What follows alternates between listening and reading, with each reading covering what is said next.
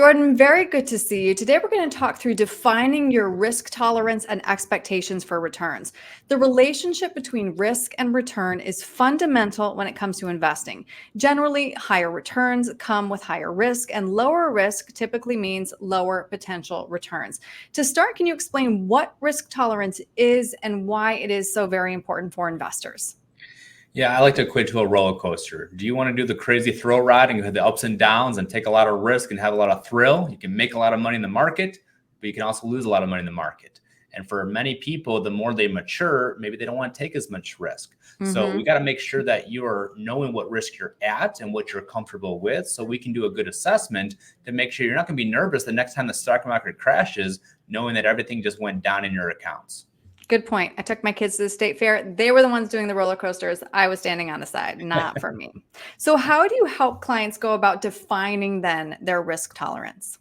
Yeah, well, we get to know their goals, get to know who they are. We have some clients that are more aggressive, a lot of clients that are more conservative because we specialize in people near in retirement. Right. So the one thing we do free of charge is just analyze their current risk.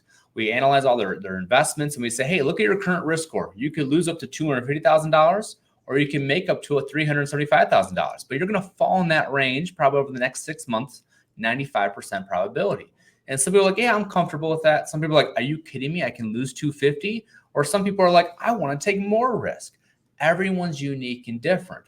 But for most people, they usually want to take less risk because what they did in their 20s, 30s, and 40s, or that are making their money, is probably not the same amount of risk they want to do now in their 50s, 60s, and 70s when they need to preserve their money.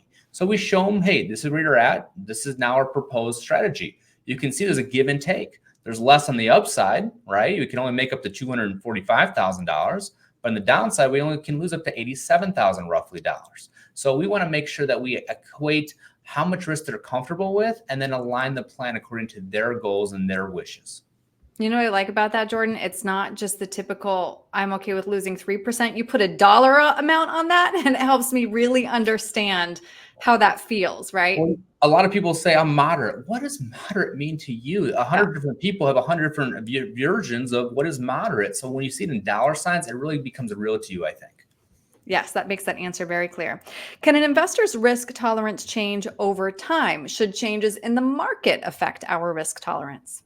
So everyone is different and unique, like we mentioned earlier. So yes, over time, people do change in their risk tolerance. Now, as you usually mature, usually you get less and less aggressive, or you don't want to take as much risk because you already won the game, so to speak. You don't need to, make 30, 40% a year. You need to preserve what you have. So generally speaking, the more you mature, as you get older, the less risk you need to take and you want to take. But everyone's unique and different. That's why every year we like to reevaluate and say, how do you feel about the risk you're taking? When it comes to the market, the stock market, a day or two or a week here and there should not derail how much risk you're taking. But you need to make sure that you have a plan in place and you know how much risk you're taking. Otherwise, you might be blindsided by how much that few weeks in the market could really hurt your account and maybe derail your peace of mind. Yeah, good point. What is the role of working with an advisor, and how does an accurate risk tolerance define both an investor and an advisor's expectations? Well, I believe an advisor is a partner, right? And as a good partner in any relationship, you need to understand the other person's perspective. They need to have a constant communication, know what are you comfortable with? What kind of risks do you want to take? What are your goals? And make sure that we align your goals and your risk to your portfolio and to your plan.